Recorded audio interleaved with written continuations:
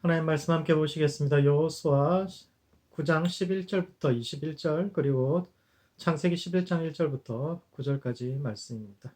여호수아 9장 11절부터 21절 말씀 먼저 읽겠습니다. 그러므로 우리 장로들과 우리나라의 모든 주민이 우리에게 말하여 이르되 너희는 여행할 양식을 손에 가지고 가서 그들을 만나서 그들에게 이르기를 우리는 당신들의 종들이니 이제 우리와 조약을 맺읍시다 하라 하였나이다. 우리의 이 떡은 우리가 당신들에게 오려고 떠나던 날에 우리들의 집에서 아직도 뜨거운 것을 양식으로 가지고 왔으나 보소서 이제 말랐고 곰팡이가 났으며 또 우리가 포도주를 담은 이 가죽 부대도 새 것이었으나 찢어지게 되었으며 우리의 이 옷과 신도 여행이 매우 길었으므로 낡아졌나이다 한지라. 우리가 그들의 양식을 취하고는 어떻게 할지를 여호와께 묻지 아니하고 여호수아가 곧 그들과 같이나여 그들을 살리라는 조약을 맺고 회중 족장들이 그들에게 맹세하였더라. 그들과 조약을 맺은 후 사흘이 지나서 그들이 이웃에서 자기들 중에 거주하는 자들이라 함을 들으니라. 이스라엘 자손이 행군하여 셋째 날에 그들의 여러 성읍들에 이르렀으니 그들의 성읍들은 기브온과 그비라와 베롯과 기럇 여아림이라. 그러나 회중 족장들이 이스라엘의 하나님 여호와로 그들에게 맹세했기 때문에 이스라엘 자손이 그들을 치지 못한지라. 그러므로 회중이 다 족장들을 원망하니 모든 족장이 온 회중에게 이르되 우리가 이스라엘의 하나님 여호와로 그들에게 맹세하였은즉 이제 그들을 건드리지 못하리라. 우리가 그들에게 맹세한 맹약으로 말미암아 진노가 우리에게 임할까 하노니 이렇게 하여 그들을 살리리라 하고 우리에게 이르되 그들을 살리라 하니 족장들이 그들에게 이른 대로 그들이 온 회중을 위하여 나무를 패며 물을 깃는 자가 되었더라. 아멘.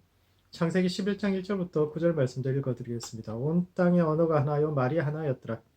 이에 그들이 동방으로 옮기다가 신할 평지를 만나 거기 거류하며 서로 말하되 자 벽돌을 만들어 견고히 굽자 하고 이에 벽돌로 돌을 대신하며 역청으로 진흙을 대신하고 또 말하되 자 성읍과 탑을 건설하여 그 탑 꼭대기를 하늘에 닿게 하여 우리 이름을 내고 온 지면에 흩어짐을 면하자 하였더니 여호와께서 사람들이 건설하는 그 성읍과 탑을 보려고 내려오셨더라. 여호와께서 이르시되 이 무리가 한 족속이여 언어도 하나이므로 이같이 시작하였으니 이후로는 그 하고자 하는 일을 막을 수 없으리로다. 자 우리가 내려가서 거기서 그들의 언어를 혼잡하게 하여 그들이 서로 알아듣지 못하게 하자 하시고 여호와께서 거기서 그들을 온 지면에 흩으셨으므로 그들이 그 도시 건설하기를 그쳤더라. 그러므로 그 이름을 바벨이라 하니 이는 여호와께서 거기서 온 땅의 언어를 혼잡하게 하셨습니다. 여호와께서 그들을 온 지면에 흩으셨더라. 아멘. 한 해를 마무리하면서 하나님의 뜻이 어떤 것인지에 대해 함께 생각해 보려고 합니다. 이스라엘 백성들이 약속의 땅에 들어가 여리고와 아이 성을 점령했을 때 기본 족속이 찾아옵니다. 그들은 마치 먼 곳에서 온 것처럼 헤어진 옷과 신발을 신고 곰팡이가 난 빵을 내밀면서 자신들은 아주 멀리서 하나님의 이름을 듣고 찾아왔다며 자기들과 평화 조약을 맺기를 청합니다. 그래서 이스라엘 백성들은 하나님께 묻지 않고 그들과 조약을 맺었는데 사흘 후 그들이 자신들과 가까운 곳에 사는 이들이요 자기들이 진멸했어야 할 가나안 백성 중에 하나임을 깨닫고 그들과 협정을 맺은 지도자들을 원망하지만 여호수아는 이미 우리가 여호와의 이름으로 맹세했기 때문에 약속을 지켜야 한다고 주장했는데 이 사건이 오늘을 살아가는 우리의 삶과 신앙이 던지는 의미가 무엇인지에 대해 함께 생각해보는 시간을 갖도록 하겠습니다. 첫 번째, 하나님의 뜻을 예단하지 말아야 합니다. 기브온 족속은 의도적으로 이스라엘 백성들을 속였습니다. 그들은 일부러 헤어진 옷과 신을 신었고 곰팡이가 난 빵과 아주 오래된 사가지를 뜻한 그런 포도주 가죽 부대를 준비해서 내밀면서 이 빵은 우리들이 출발할 때 구웠으나 오는 동안 썩어 버릴 정도로 아주 멀리서 왔음을 강조했고 그래서 이스라엘 백성들은 잘못된 정보 위에서 이런 조약을 맺었습니다. 그렇다면 이스라엘 백성들은 그 조약을 깨뜨릴 수도 있지 않았을까요? 민수기 11장이나 레위기 5장이나 잘못된 맹세에 대해서는 무르는 것을 허용하고 있는데 왜 여호수아는 이 약속을 지켜야 한다고 주장했던 걸까요? 하나님의 이름으로 맹세하면 불리해도 무조건 지켜야만 하는 걸까요? 그리고 성경 기자는 그때 백성들이 여호와께 묻지 않았다는 점을 비난하고 있는데 과연 그때 백성들이 하나님께 물었다면 하나님은 과연 무엇이라고 답하셨을까요? 이는 첫 번째 하나님의 뜻을 예단하지 말아야 합니다. 많은 사람들이 그때 하나님께 물었다면 하나님은 그들을 모두 죽이라고 말씀하셨을 것이라고 생각합니다. 왜냐하면 그 사람들은 가나안 백성이고 이미 그들을 진멸하라는 하나님 말씀이 이미 미리 있었기 때문에 그들을 모두 죽이는 것이 하나님의 뜻이라고 생각하기 때문인데 과연 그럴까요? 그들은 비록 사소한 거짓말을 하기는 했지만 그들이 나온 이유는 하나님에 대한 놀라운 소문을 들었기 때문입니다. 그들은 하나님께서 이집트에서 행하신 모든 일, 즉 종살이하던 백성을 구원하여 출애굽시킨 하나님에 대한 이야기와 그들이 광야를 지나오면서 고난 속에서도 그들을 지키셨던 그 하나님에 대해서 듣고 놀라서 그 품에 안기기 위해 찾아온 사람들입니다. 그들의 결정은 기존의 동맹에 대한 배신이요 이는 자신들의 생명을 거는 일이기도 했습니다. 한 성 전체가 자신들의 미래와 운명을 이스라엘의 하나님에게 걸기 위해 찾아온 것입니다. 실제로 이 사건 때문에 가나안 남부의 모든 족속들이 모여서 이스라엘을 치기 전에 먼저 기브온부터 쳐야 된다고 해서 전쟁이 일어나는데 그것이 바로 이 다음 장 여호수아 10장부터 시작되는 가나안 남부 전쟁의 출발점이 됩니다. 그들이 이스라엘을 선택한 것은 이스라엘이 가나안보다 강했기 때문도 아닙니다. 이스라엘은 자신들보다 강하고 힘있는 7족속이 존재하는 땅에 뛰어들었고 그렇다면 객관적인 열쇠는 분명히 객관적인 전력은 분명한 열쇠이죠. 기본 사람들이 이스라엘을 동맹으로 선택한 이유는 그들이 믿는 하나님과 그분이 제시하는 원칙과 그 미래에 대해서 하나님 때문에 그들이 나온 것입니다. 그들의 시작은 사소한 거짓말이었지만 그들은 대를 이어서 이 언약에 아주 충실하게 그 언약대로 살았죠. 그들은 이스라엘이 존재하는 모든 기간 동안 하나님의 백성으로 살았으며 바벨론의 포로로 끌려갈 때도 그리고 다시 약속의 땅으로 돌아와서 성전을 재건할 때도 여전히 이스라엘 백성들 곁에서 하나님의 백성으로 남았습니다. 그런 이들을 하나님께서 단지 가나안 백성이기 때문에 죽이라고 말씀하셨을 거예요. 그때 하나님께 물었다면 그럼에도 불구하고 그들은 가나안 백성이기 때문에 무조건 다 죽여야 한다고 말씀하셨을 거예요. 오히려 그때 물었더라면 하나님은 그들을 받아들이라고 그리고 왜 받아들여야 하는지에 대해서도 충분한 설명을 해주지 않으셨을까요? 두 번째, 따라서 하나님의 뜻을 바르게 알아야 합니다. 당시 백성들이 지도자들을 원망했던 이유는 두려움 때문인데 왜냐하면 이 일이 아이성 전투 직후에 일어난 사건이기 때문입니다. 이스라엘 백성들은 여리고에서 대승을 거두었지만 아이성 전투에서는 참패합니다. 그리고 이는 아간이라는 한 사람의 죄 때문으로 밝혀집니다. 하나님의 말씀에 순종하지 않은 한 사람 때문에 도저히 칠 수 없는 전투에서 패배하고 수많은 사람들이 목숨을 잃었습니다. 그래서 백성들은 그 사건 이후로 두려워하기 시작했죠. 하나님의 말씀을 지키지 않는다면 또다시 자신들에게 재앙이 내릴까봐 가나안 땅에 사는 사람들은 무조건 다 죽이고 진멸해야 한다고 생각하고 있었습니다. 그러나 진멸명령 모든 가나안에 존재하는 모든 것을 죽이라는 것은 사람의 문제가 아니라 문화와 세계관에 관한 문제입니다. 하나님께서 가나안 백성을 죽이라고 진멸하라고 하신 것은 사람이 사람을 짓밟고 억압해서 살아갈 수 없게 만드는 모든 문화와 사상 그리고 그것을 따르는 사람들을 진멸하라는 것이지 단지 혈통이 가나안 사람이 그 땅에 산다고 해서 다 죽여야 하는 것은 아닙니다. 이것은 여호수아 초반부에서 아간과 라합의 운명이 역전되는 것으로도 알 수 있습니다. 이방인이었지만 라합과 그 가족은 하나님의 백성으로 인정받았고 이스라엘 백성이었던 아간은 이방인들처럼 가족 전체가 진멸에 처하게 됩니다. 여리고의 기생으로서 그 땅의 밑바닥 삶을 경험하면서 사람이 사람을 깔아뭉개고 억압하는 그 지배 체제가 오래가지 못할 것임을 알았던 라합은 다가오는 하나님의 나라와 그 시대에 자신을 맡겨서 살아남은 반면 광야를 지나면서 40년 동안이나 하나님의 돌보심을 경험했지만 가나안의 재물과 문화를 동경했던 아간과 그 가족은 오히려 진멸당합니다. 이것은 가나안 백성이라는 것은 그 땅에 살아가던 사람이 아니라 그 땅의 문화와 세계관을 따라가는 사람이요. 가나안 정복 전쟁은 그런 이들에 대한 진멸 전쟁임을 의미하고 있습니다. 세상 문화는 모두 악하고 교회 문화는 모두 선합니까? 목회와 선교는 거룩한 일이고 열심히 돈 벌어서 자기 가족 먹여 살리는 일은 거룩하지 않은 일상적인 평범한 일입니까? 그렇지 않습니다. 전도와 선교는 목적 자체가 선하기 때문에 어떤 수단과 방법을 써도 다 용납될 수 있을까요? 그렇지 않죠. 거룩함이라는 것은 어떤 일을 하느냐, 어떤 직업을 갖느냐와 관련된 것이 아니라 내게 주어진 인생을 어떤 자세로 살아내느냐와 관계이기 때문입니다. 민수기 11장이나 레위기 5장에는 잘못된 맹세를 무효화할 수 있는 방법이 제시되어 있는데 그럼에도 불구하고 여호수아가 약속을 깨지 않았던 것은 하나님의 이름으로 한 맹세 자체에 무게가 있기 때문이 아니라 여러 가지 질문을 통해서 기본 백성들의 진심을 알게 되었기 때문입니다. 사소한 속임수나 절차적인 문제는 있었지만 그들이 하나님 백성 되고자 하는 마음은 진심이었기 때문에 그들을 받아들인 것입니다. 그런 점에서 당시 백성들이 겁에 질려서 하나님의 말씀을 문자 그대로 지키려고 한 것은 참된 순종이 아닙니다. 사실 문자라는 것은 불완전한 매체죠.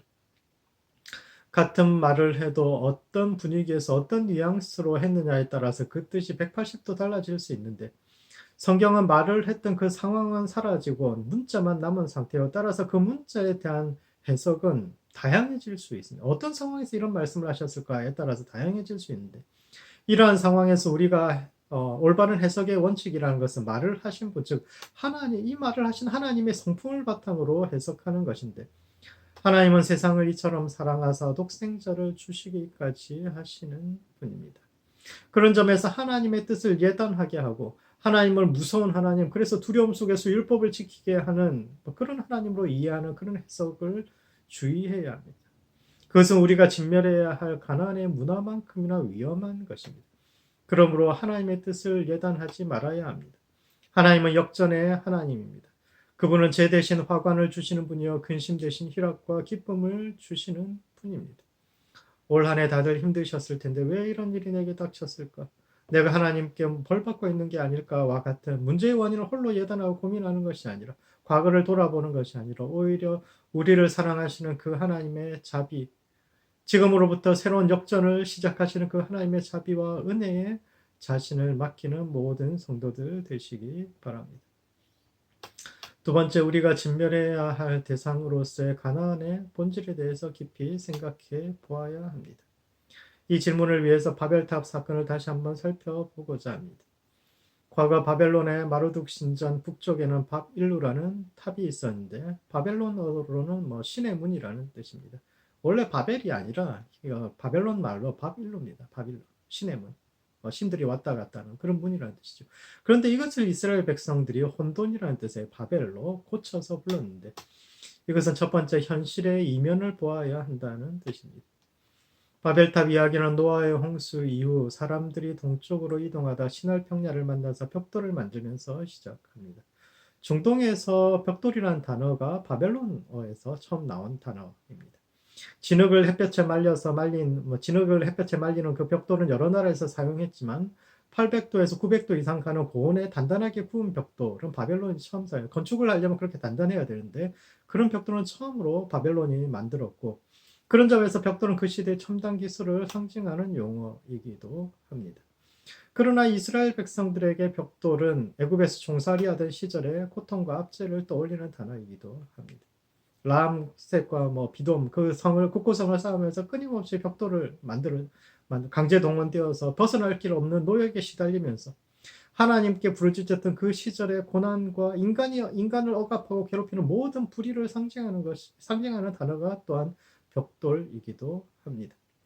사람들은 바벨탑이나 피라미드 같은 건축물을 보면서 다들 와하죠. 지금도 너무너무 대단한 건축물 아닙니까? 바벨탑은 남아있지 않으니까 기자에 있는 대피라미드만 생각해 봐도 밑변의 한 변의 길이가 230.7m인데 이를 당시의 길이 단위인 피라미드 인치로 환산하면 365.242가 나오는데 이것은 1년의 날수와 일치하는 숫자입니다.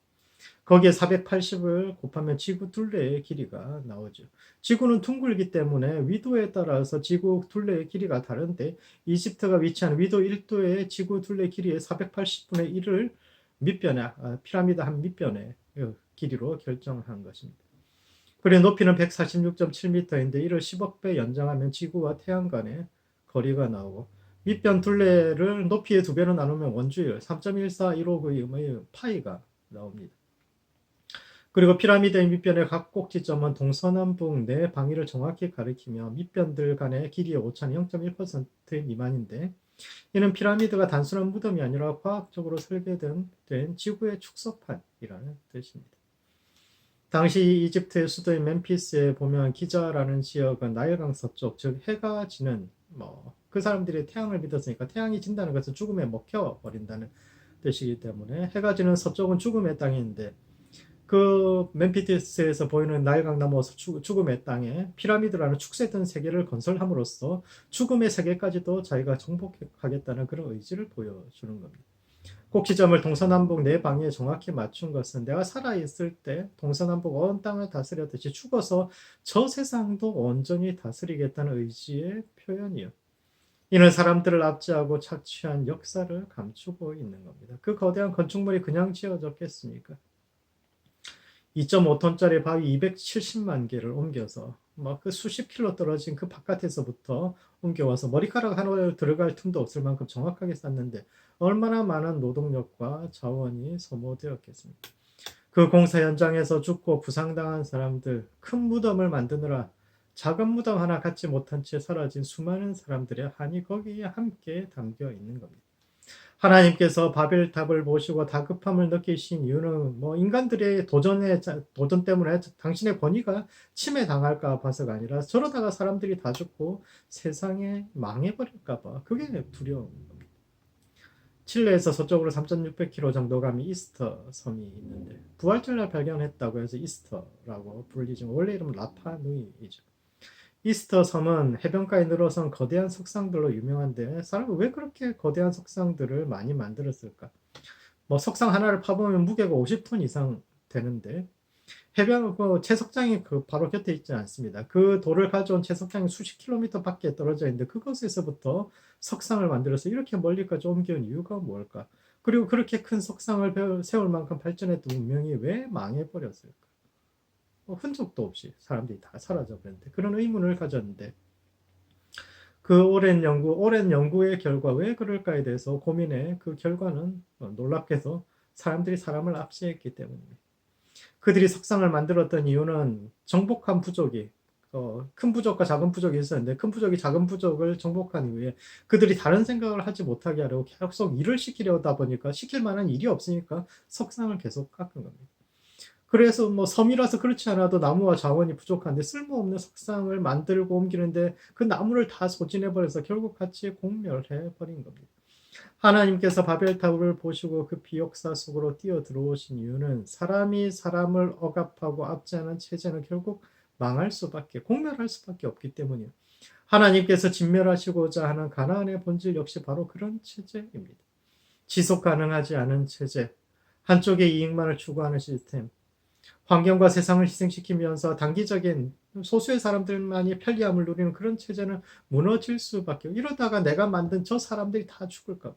그게 두려워서 하나님께서 역사 속으로 뛰어 들어오신 겁니다. 두 번째, 바른 언어가 하나님의 대안입니다. 바벨탑의 문제의 원인 그리고 그 문제를 해결하는 방식이 바로 언어에 있습니다. 바벨탑의 문제의 근원에는 언어의 통일성이 있습니다. 그들의 언어가 하나였기 때문에 바벨을 만들었다는데 그렇다면 하나의 언어라는 것은 어떤 것일까요? 하나의 언어라는 것은 모든 사람들이 같은 언어를 썼다라는 그런 단순한 뜻이 아니라 한쪽은 말하고 다른 한쪽은 들으며 어떠한 반대도 용납하지 않는 일방적인 언어 체계 속에 있었다라는 뜻입니다. 목사는 말하고 성도들은 들어야 하고 부모와 어른들은 말하고 자녀와 젊은 사람들은 순종해야 하고 다양한 반대 의견과 토론을 거부하는 일방적이고 폭력적인 시스템을 하나의 언어라고 이야기하는 겁니다. 그런 점에서 하나님께서 언어를 혼잡하게 하셨다는 것은 갑자기 서로 알아듣지 못하는 말을 하게 됐다는 뜻이 아니라 힘 있는 사람들이 일방적으로 말하는 그런 시스템이 무너지고 누구든지 자유롭게 말할 수 있는 그런 세상이 열렸다라는 뜻이죠. 하나님은 다양한 목소리를 허용한 분입니다. 우리가 한 백성이기 때문에 하나의 목소리를 내야 한다. 뭉치면 살고 흩어지면 죽는다와 같은 주장으로 위기감을 조성하고 그래서 한쪽은 말하고 다른 한쪽은 듣는 일방적인 언어 체계를 깨뜨리고 누구나 자유롭게 말할 수 있는 세상 그리고 사람을 억압하는 구조의 도구로서의 언어를 변화시킨 것입니다. 하나님은 언어의 다양화를 통해서 사람은 결코 내 마음대로 조정하거나 종속시킬 수 없는 절대적인 타자요. 인간을 압제하는 도구로서의 커뮤니케이션은 무너져야 하며 우리는 가정과 교회에서부터 바른 언어 체계를 세움으로써 하나님 나라를 이루어가야 한다는 것을 이 이야기를 통해서 말하고 있습니다. 오늘날 이 땅에 존재하는 하나님 나라의 그림자라는 교회는 과연 자유로운 언어와 자유로운 사상이 태어나고 있는 곳입니까? 아니면 우리도 여전히 세상처럼 하나의 언어 이데올로기와 뭉쳐야 산다는 바벨탑의 이데올로기에 감염되어서 일방적인 커뮤니케이션을 그것이 복음 선포라고 그렇게 착각하고 있습니다. 오늘날 많은 젊은이들이 교회를 떠나는 이유 중에 일부는 아마 그들이 본능적으로 현재의 교회가 진리적이지 않다는 것을 느끼고 있기 때문일 겁니다.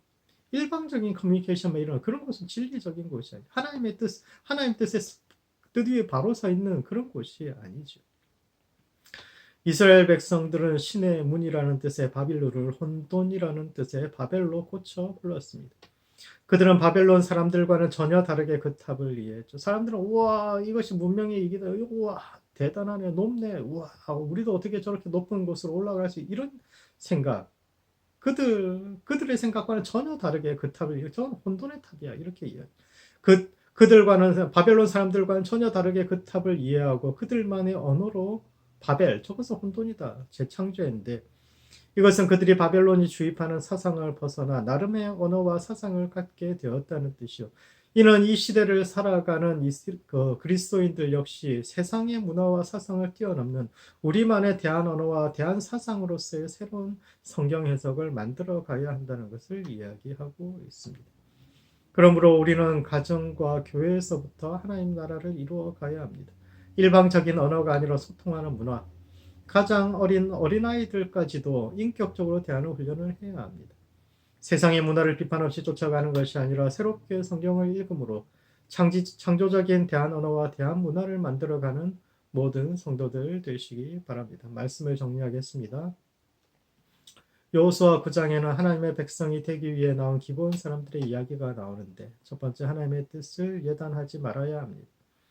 그때 그들이 하나님께 물었더라면 하나님은 그들을 죽이라고 명령하시는 것이 아니라 왜 살려야 하는지를 설명해 주셨을 텐데 이와 같이 하나님의 뜻을 예단하고 과거를 돌아보며 후회하는 습관에서 벗어나 지금 이곳에서부터 하나님께서 행하실 미래를 기대하는 모든 성도들 되시기 바랍니다. 두 번째, 바른 언어가 변화의 출발점입니다. 우리가 진멸해야 할 가나안 문화는 세상이 아닌 우리 속에 있으며 다양함을 허용하지 않는 일방적이고 폭력적인 언어 체계 속에 담겨 있는데 바른 언어를 사용함으로써 사람을 사람으로 대하고 그들을 자유롭게 하며 삶에서부터 하나님 나라를 세워가는 모든 성도들 되시기 바랍니다. 기도하시겠습니다. 기도하실 때는 먼저 하나님의 뜻을 예단하지 않도록 우리 자신을 위해서 기도합시다. 우리의 삶을 향한 하나님의 뜻은 사는 것이요 복을 주시는 것입니다. 부정적인 생각과 자기 연민으로부터 벗어나 과거가 아닌 하나님이 행하실 미래를 바라보는 성도들 되도록 스스로를 위해서 기도하시고 두 번째는 바른 언어를 사용하는 교회와 성도들 될 수 있도록 서로를 위해서 기도하시겠습니다. 가장 약한 자와 어린아이까지도 인격적으로 대하며 삶에서부터 하나님 나라를 세워가는 교회와 성도 되도록 서로를 위해서 함께 기도하시겠습니다.